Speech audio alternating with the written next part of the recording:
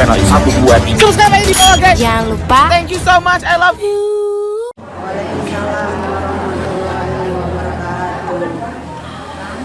Bismillahirrahmanirrahim. Alhamdulillahis samiil alim minasyaitonir rajim.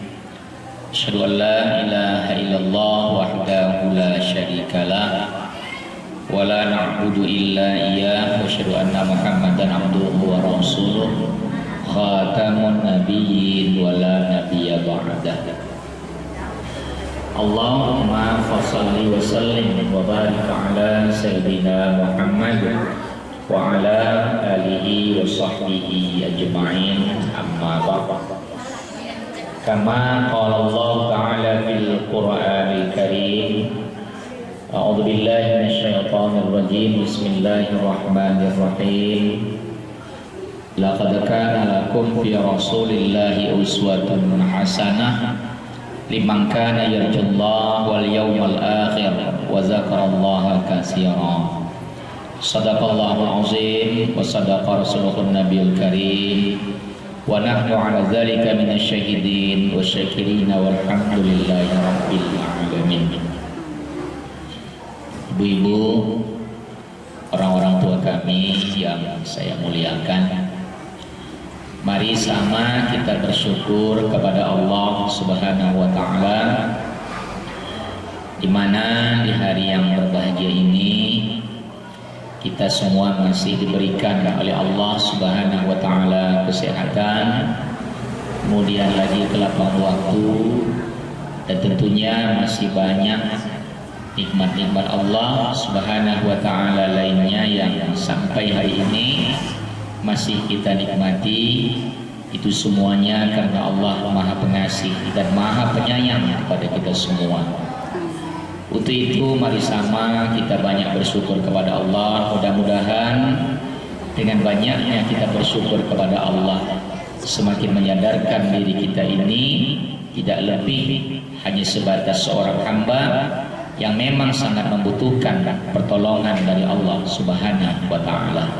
Insyaallah mudah-mudahan kita akan menjadi orang-orang yang semakin sadar betapa hinanya kita sebagai seorang manusia.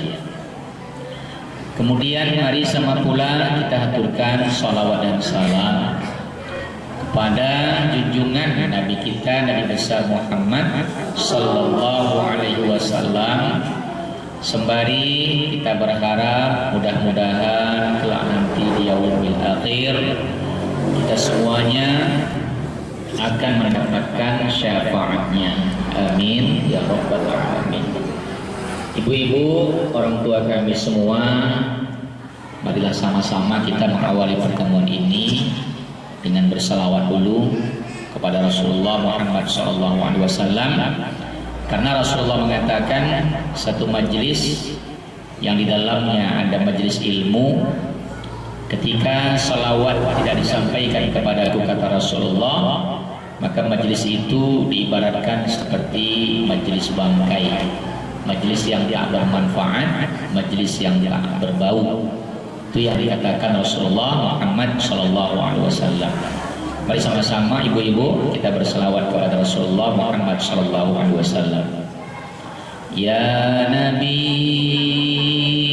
salam alaika. Ya Rasul, salam alaika.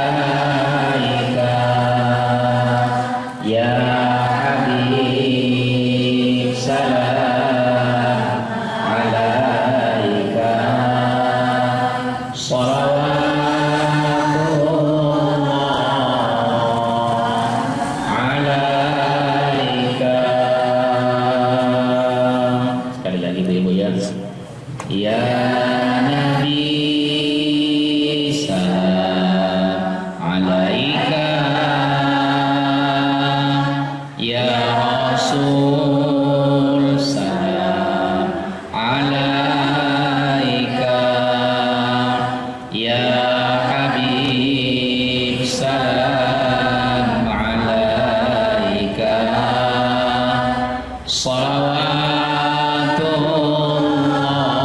Salawatullah ala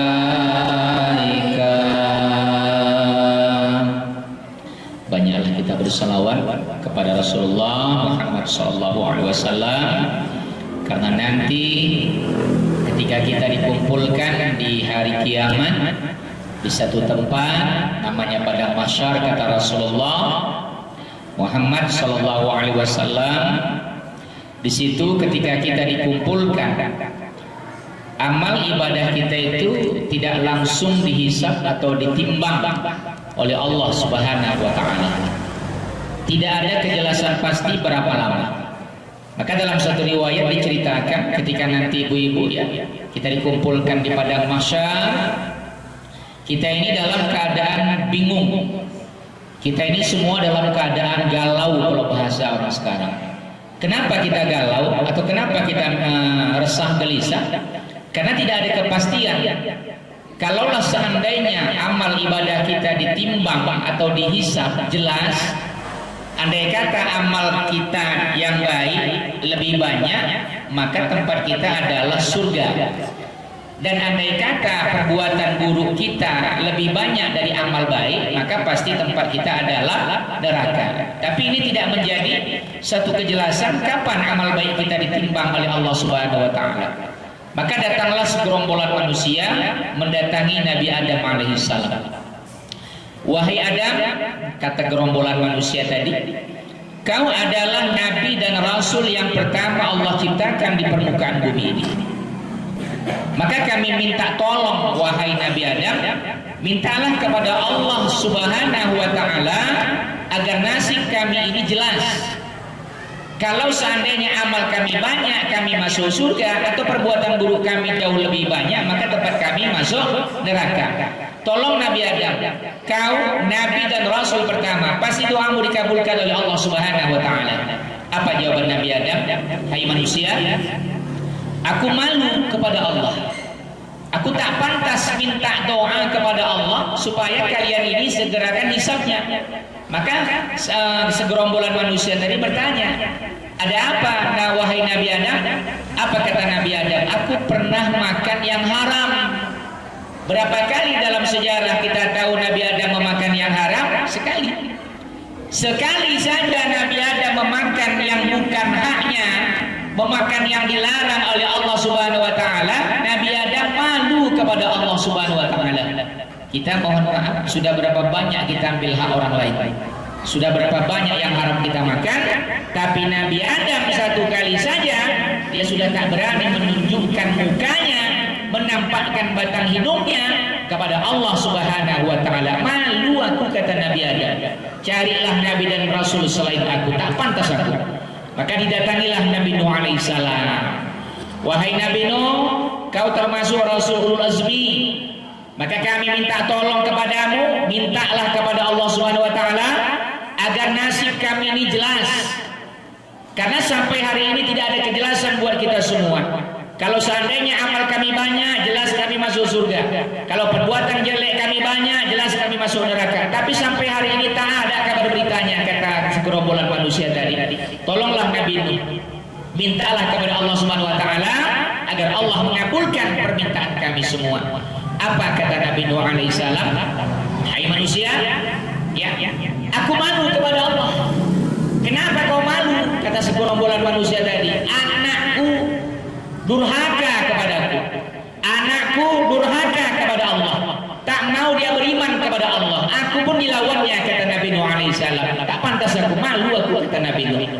Kita tanyalah diri kita, berapa banyak anak kita yang melawan kepada kita, berapa banyak anak kita yang durhaka kepada Allah.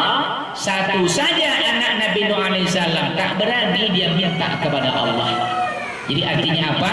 Ini gambaran buat kita semua. Para nabi dan rasul, satu kali saja mereka berbuat salah, mereka sudah tidak berani minta kepada Allah Subhanahu wa taala. Apa kata Nabi Nuh? Coba datangi Nabi Muhammad alaihissalam, Nabi Muhammad sallallahu alaihi wasallam.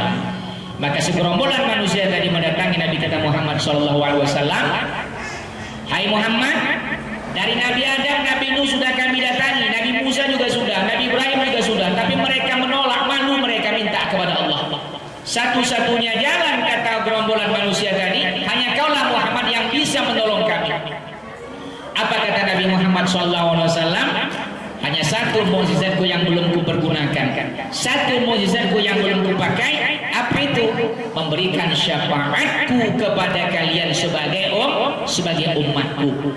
Maka mudah-mudahan ibu-ibu orang tua kami semua, bagaimana cara kita mendapatkan syafaat dari Rasulullah Sallallahu Alaihi Wasallam? Kata Rasul, amalnya tak banyak. Kalau kita mau dapat syafaat dari Rasulullah, kalau kita mau mendapatkan pertolongan dari Nabi kita Muhammad SAW nanti di hari kiamat, amalnya tak banyak. Kita jujur saja, kalaulah seandainya ibu-ibu ditanya, sayang nggak sama Nabi Muhammad? Sayang. Cinta sama Rasulullah? Cinta. Mana bukti kita cinta kepada Rasulullah? Salat itu kan kewajiban kita. Puasa kewajiban kita. Bayar zakat kewajiban kita, haji kalau mampu itu kewajiban kita. Jadi mana bentuk sayang dan cinta kita kepada Rasulullah Muhammad SAW? Apa kira-kira ibu-ibu jawabannya? Cinta, cinta. Ibu cinta sama suami, cinta. Apa bukti ibu cinta sama suami? Segala permintaan suami ibu penuhi. Kata suami jangan, ibu turuti. Kata suami boleh, ibu kerjakan. Itu berartinya sayang, hormat sama suami. Begitu juga kita dengan Rasulullah Muhammad SAW. Apa yang dilarang oleh Rasulullah jangan kita kerjakan. Maka salah satu contoh, andai kata ada keturunan Rasulullah atau Nabi kita Muhammad SAW dihina, dicaci, atau agama yang dibawa oleh Nabi kita Muhammad SAW itu ada orang yang tidak gemar dengannya, ada orang yang tidak suka dengannya, bagaimana sikap kita sebagai seorang muslim? Kira-kira kita marah nggak? Marah nggak? Ada yang menghina Nabi kita Muhammad, ada yang menghina agama kita Islam sebagai umat Islam yang baik yang beriman kepada Allah. Kira-kira kita marah nggak? Marah. Anak kita nakal sekalipun, kalau seandainya dibilang orang, oh memang nakal macam makmu, macam ayahmu, tersinggung nggak kita? Tersinggung. Saya pribadi aja tersinggung.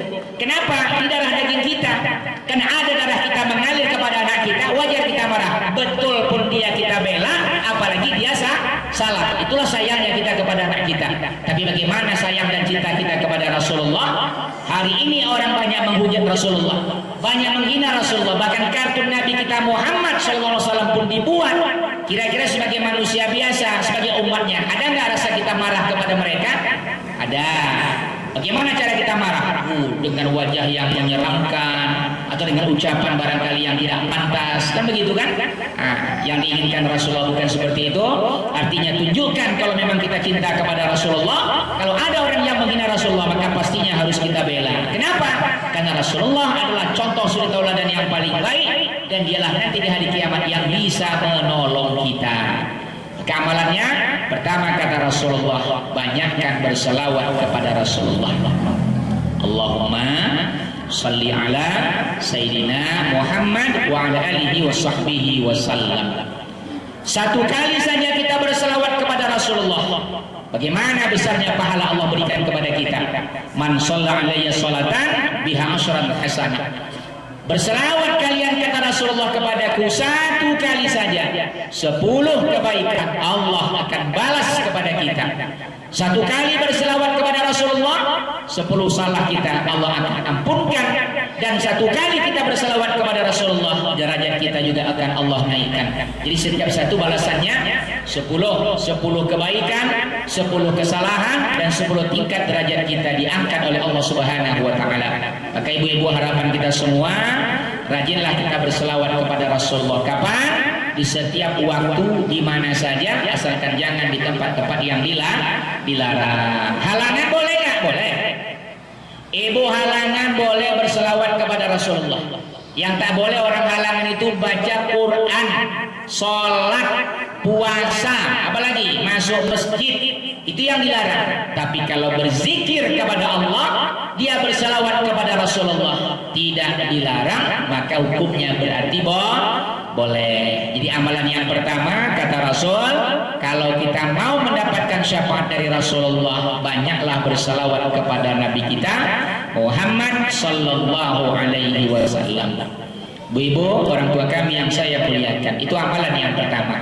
Mudah-mudahan lidah kita terbiasa berselawat kepada Rasulullah Muhammad Sallallahu Alaihi Wasallam. Pagi 10, siang 10, malam 10, tidak tidur juga berselawat. Tujuannya supaya apa? Supaya Rasulullah ingat sama kita tahu kita dia berselawat kepada Rasulullah, dan nanti di hari kiamat enak Rasulullah mengingat kita. Orang kalau sedang banyak berselawat, nanti di hari kiamat akan aku berikan pertolongan, kata Rasulullah. Kan begitu? Nah, itu bahasa kita. Tapi ya pastinya banyaklah berselawat kepada Rasulullah. Insyaallah mudah-mudahan kita akan ditolong oleh Nabi kita Muhammad sallallahu alaihi wasallam. Kedua, amalan yang kedua kata Rasulullah, kalau kita mau mendapatkan syafaatnya, qiraatil Quran. Ibu-ibu harus rajin banyak baca Quran. Tidak bisa 1 ayat, 2 ayat, tidak bisa 2 ayat, 3 ayat. Kalau tak bisa 3 ayat, 3 ayat. Kan begitu. Usahakan dalam setiap malam ada baca Quran. Kenapa harus rajin kita baca Quran? Karena nanti di akhir zaman kata Rasul, Islam ada tapi menjadi satu agama yang asing. Quran ada tapi orang mendengarnya cukup asing. Kenapa? Karena kita memang sudah berada di akhir zaman. Bu, kata Rasulullah, akan nanti satu masa kita dapati, andai kata itu jam 12 siang, tapi suasananya seperti malam. Jadi kalau orang yang tak beriman mengatakan ini fenomena alam. Dulu di Jambi kan pernah itu kejadian kan, yang seperti awan merah, siang pun pagi pun seperti siang pun seperti pagi atau seperti malam. Itu baru tak seberapa persennya Allah tunjukkan kepada kita, belum kejadian yang nyata. Maka nanti ketika satu masa akan terjadi kata Rasul, ketika kalian mendapati siang itu adalah malam, malam itu adalah siang, maka tidak ada lagi artinya kita untuk membaca Al-Quran. Kita buru-buru untuk membaca Al-Quran, tapi apa yang terjadi? Tulisan Al-Quran sudah tidak kita dapati lagi. Jadi ibu-ibu, orang tua kami, janganlah kita bertemu dengan masa seperti itu. Hari ini waktu dan kesempatan kita masih lama. Waktu kesempatan Allah beri